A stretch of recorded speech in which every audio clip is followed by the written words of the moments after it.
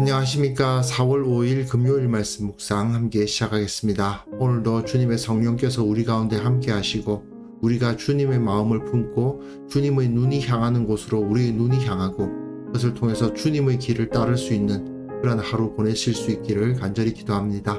오늘 본문은 누가복음 15장 1절에서부터 10절입니다. 누가복음 15장 너무나도 유명한 본문인데요. 이 본문을 통해서 누가가 무엇을 강조하고 있는지에 초점을 맞추고 그리고 우리가 하나님 나라를 이루기 위해서 어떤 마음을 품어야 할지를 생각해보는 그런 시간이 되었으면 좋겠습니다. 그럼 먼저 말씀 보시겠습니다. 모든 세리와 죄인들이 말씀을 들으러 가까이 나아오니 바리새인과 서기관들이 수군거려 이르되 이 사람이 죄인을 영접하고 음식을 같이 먹는다 하더라. 예수께서 그들에게 이 비유로 이르시되 너희 중에 어떤 사람이 양 100마리가 있는데 그 중에 하나를 잃으면 99마리를 들에 두고 그 잃은 것을 찾아내기까지 찾아다니지 아니하겠느냐. 또 찾아낸즉 즐거워 어깨에 메고 집에 와서 그 벗과 이웃을 불러 모으고 말하되 나와 함께 즐기자. 나의 잃은 양을 찾아내었노라 하리라. 내가 너희에게 이르노니 이와 같이 죄인 한 사람이 회개하면 하늘에서는 회개할 것 없는 의인 99으로 말미암아 기뻐하는 것보다 더하리라. 어떤 여자가 10 드라크마가 있는데 하나를 잃으면 등불을 켜고 집을 쓸며 찾아내기까지 부지런히 찾지 아니하겠느냐. 또 찾아낸즉 벗과 이웃을 불러 모으고 말하되 나와 함께 즐기자. 잃은 드라크마를 찾아내었노라 하리라. 내가 너희에게 이르노니 이와 같이 죄인 한 사람이 회개하면 하나님의 사자들 앞에 기쁨이 되느니라. 누가복음과 사도행전을 읽어보시면 계속해서 이 장벽 허물기라는 메시지가 나옵니다. 높은 자와 낮은 자, 부자와 가난한 자, 유대인과 이방인, 이들 사이에 놓여있는 이 장벽이 깨어져 나가고 아무런 차별이 없는 공동체를 이뤄가는 것, 그것이 바로 교회가 할 일이죠. 그러니까 예수님께서 새 시대를 도래케 하시는 제자들을 세우시는 그 과정 가운데서 이 차별이 없는 부르심을 이루시는 것, 이것이 사실은 누가복음과 사도행전뿐만 아니라 성경에서 매우 중요한 주제죠. 그리고 앞에서 유대교가 왜 망했나? 왜 그 유대교는 하나님의 나라로서 세워지지 못했는가를 보여주는 것 역시도 마찬가지 아니겠습니까? 자기네들은 나는 구원받았고 나는 날 때부터 유대인이니까 하나님 나라 들어갈 수 있고 이런 식으로 영적인 자만심과 매너리즘에 빠져 있었던 사람들은 하나님 나라에서 그 역할을 감당할 수가 없었던 것이죠. 이제 누가는 본격적으로 우리 제자들은 이 세상에 있는 이 장벽들을 깨뜨려야 된다. 종교적으로, 경제적으로, 정치적으로 처져 있는 이 장벽들을 무너뜨리고 하나가 되게 하는 역할을 감당하는 사람들이다 하는 메시지를 주고 있는 거예요. 그리고 이제 우리는 그 유명한 누가복음 15장으로 들어가는 겁니다. 누가복음 15장 하면 딱 떠오르는 게 잃어버린 양 비유, 드라크마 비유, 그 다음에 탕자 비유죠. 이 세 가지 비유가 쭉 이어서 나오는데 사실은 주제는 하나입니다. 3대지 설교 들어보셨죠? 그 3대지 설교의 주제는 세 개가 아니죠. 하나입니다. 뭐가 주제입니까? 셋째가 주제예요. 언제나. 잘 꾸며진 3대지 설교는 언제나 첫째와 둘째가 셋째를 강화하는 역할을 감당합니다. 오늘 본문은 정말 예수님께서 말하고 싶어 하시는 주제 비유, 탕자 비유죠. 그 탕자 비유를 강화하기 위한 첫째, 둘째 비유라고 생각하시면 됩니다. 그래서 잃어버린 양 비유와 드라크마 비유를 통해서 점점 분위기를 이 탕자 비유로 몰아가고 있는 거예요. 그런데 그 주제가 무엇이냐 하면은 세리와 죄인들의 문제다. 누가복음 15장은 세리와 죄인들의 문제다 하는 것을 잊어서는 안 됩니다. 세리와 죄인들이 말씀을 들으러 가까이 나오니까 바리새인과 서기관들이 수군거려 이르되 이 사람이 죄인을 영접하고 음식을 같이 먹는다 하더라. 여기서 우리가 절대로 오해해서는 안 되는 것이 뭐냐 하면 이 죄인이 정말 살인이나 도둑질이나 간음이나 이런 죄를 지은 사람들을 의미한다고 생각해서는 안 되는 겁니다. 이 사람들은 율법 때문에 늘 부정할 수밖에 없는 사람들을 의미하는 겁니다. 그러니까 예를 들어서 도축업자들, 늘 동물의 시체를 만질 수밖에 없잖아요. 가죽을 가공하는 분들, 그 동물로부터 가죽을 뜯어내는 일을 하다 보니까 당연히 가죽 가공을 하다 보면 그 부정한 시체를 만져야 합니다. 또는요, 이 당시에는 너무 가난해서 길에 소똥 같은 것이 떨어져 있으면 그걸 줍는 사람들이 있었습니다. 그거를 주워서 말리면 땔감으로 매우 좋거든요. 그러다 보니까 그것을 주워서 말려서 땔감으로 파는 사람들 등등 율법에 의하면 더러운 것들과 늘 접촉할 수밖에 없기 때문에 늘 부정한 상태에 머물 수밖에 없는 사람들이 바로 죄인입니다. 그리고 또한 그 중에서도 세리는 로마에게 세금을 갖다 바치는 자들로서 아주 더러운 자들로 취급을 당했습니다. 그런데 말이죠. 만약에 세리와 죄인들이 그 사회에서 사라진다면 어떻게 될까요? 사실상 이 당시 유대 사회의 안보를 책임지는 이는 세리들이었습니다. 로마 군대에 대항할 수 있는 군사력을 갖추지 못했던 유대인들이 로마에 세금을 바치지 않으면 당연히 짓밟히는 것밖에 없지 않습니까? 그러니 세리를 통해서 그들에게 세금을 모아서 줄 수밖에 없고 그 세금을 모으는 것은 누군가가 하지 않을 수 없었던 일입니다. 또한 고기 먹으려면 도축업자 있어야죠. 가죽으로 된 물품을 좀 쓰려면 당연히 가죽을 가공하는 사람들이 있어야 합니다. 그들이 더럽게 여기는 소똥 주워서 말려서 땔감으로 파는 사람들, 그들이 없으면 값싸고 효율 좋은 땔감을 사용할 수가 없게 될 것입니다. 결국 그 사회를 유지하기 위해서 세리와 죄인들은 없을 수가 없지요. 당연한 이야기 아닙니까? 그럼에도 불구하고 유대인들은 그들을 천시했던 것입니다.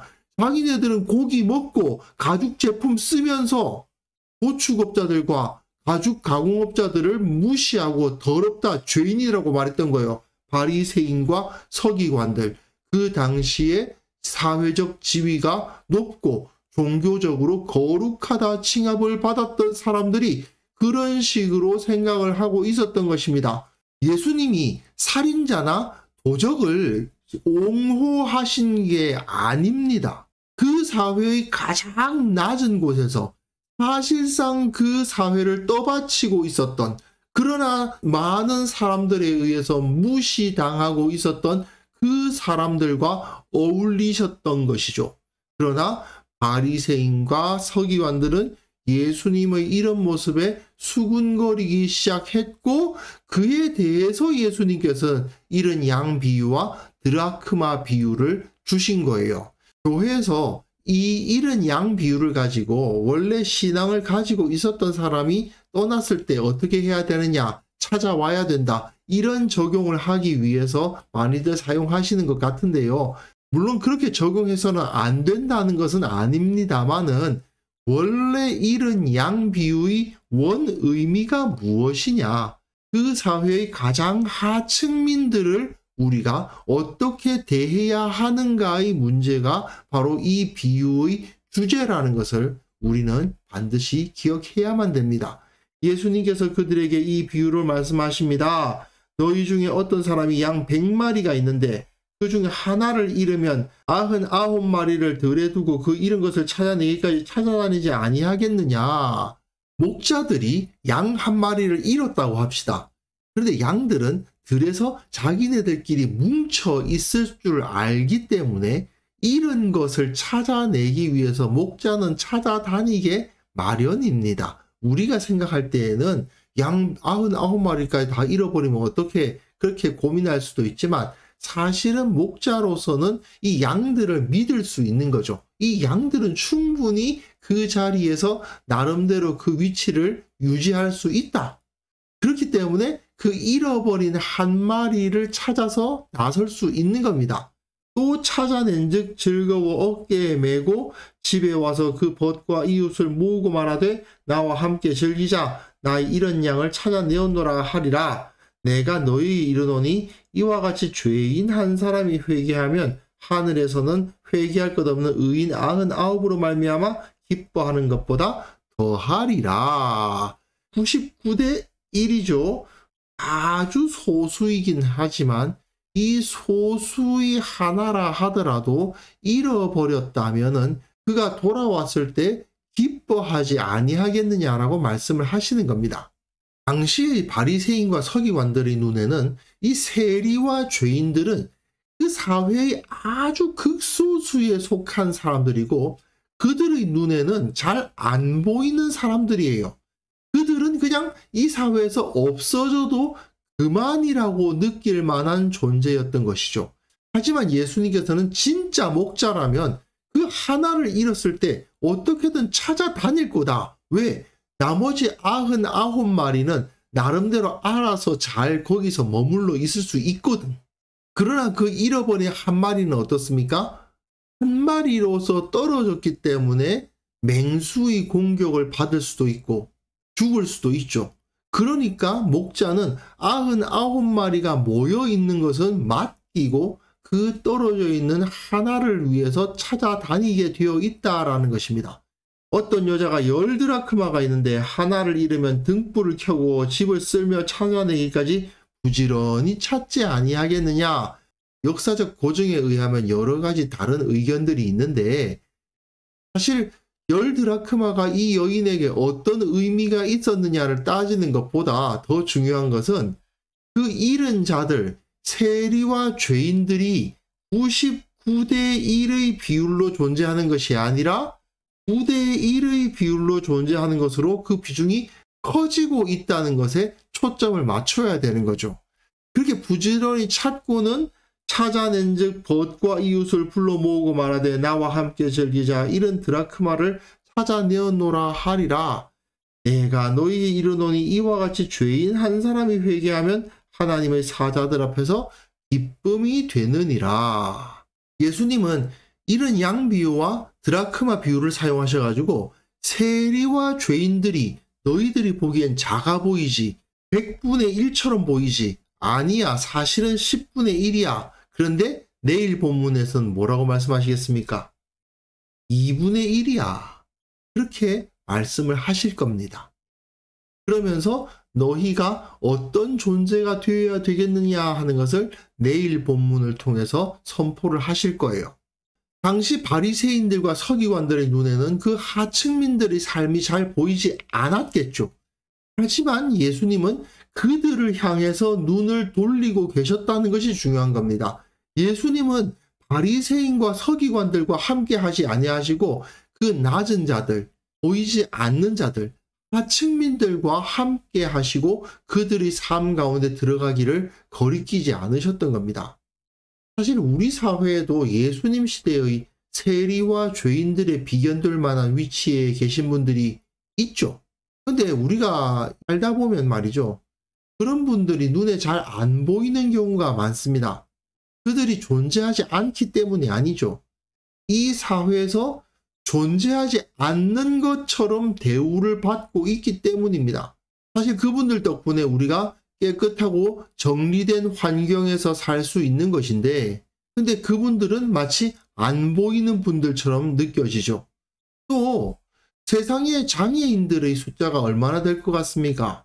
5%가 넘습니다. 우리 전체 인구의 5%가 넘어요. 하지만 정말 장애인들이 5% 정도 되어 보입니까? 잘 안 보이죠? 소위 주류에 속한 사람들 눈에는 그들이 잘 보이지 않습니다. 그들을 쉽게 1% 또는 1% 미만으로 취급해버리는 경우가 많이 있죠. 우리는 그런 분들을 볼 때 100마리 양들 중 한 마리 정도로 생각했을지 모르지만 사실은 10드라크마 중 1드라크마 정도는 되는 그런 상당히 많은 비중을 갖고 계신 분들이라는 것을 우리는 기억할 필요가 있습니다. 누가는 이 예수님을 따르는 제자도에 대해서 설명하면서 하나님의 눈길이 어디를 향하고 계신가에 대해서 가르치고 있는 거예요. 주님의 눈길은 하층민을 향하고 계십니다. 가난한 자를 향하고 계십니다. 그리고 하나님의 나라는 우리가 죽어서 가는 곳이 아니고 우리를 통해서 세상을 변화시키는 하나님의 권세입니다. 그리고 그 권세가 헌신된 예수 그리스도의 제자들에 의해서 발휘되고 세상을 바꿀 수 있는 거죠. 그렇다면 과연 우리 그리스도인들은, 우리 교회는 이 세상의 낮은 곳에 있는 분들에게 어떤 마음과 어떤 태도를 가져왔을까요? 우리는 과연 그들을 위해서 어떤 기도를 하고 있고 그들을 어떤 마음으로 바라보고 있나요? 이것을 한번 반성해 보아야 되지 않겠습니까? 그래서 이 시간 함께 기도하실 때에는요, 주님의 마음을 우리가 알게 하시고 낮은 곳을 바라볼 줄 아는 신앙인이 되게 하여 주옵소서. 한국교회의 모든 성도들이 이 땅의 각 분야에서 선한 영향력을 끼치되 특별히 약한 자들의 손을 붙잡아 줄 수 있는 그러한 의인으로서의 삶을 살아가게 하옵소서. 함께 기도하는 시간 가졌으면 합니다.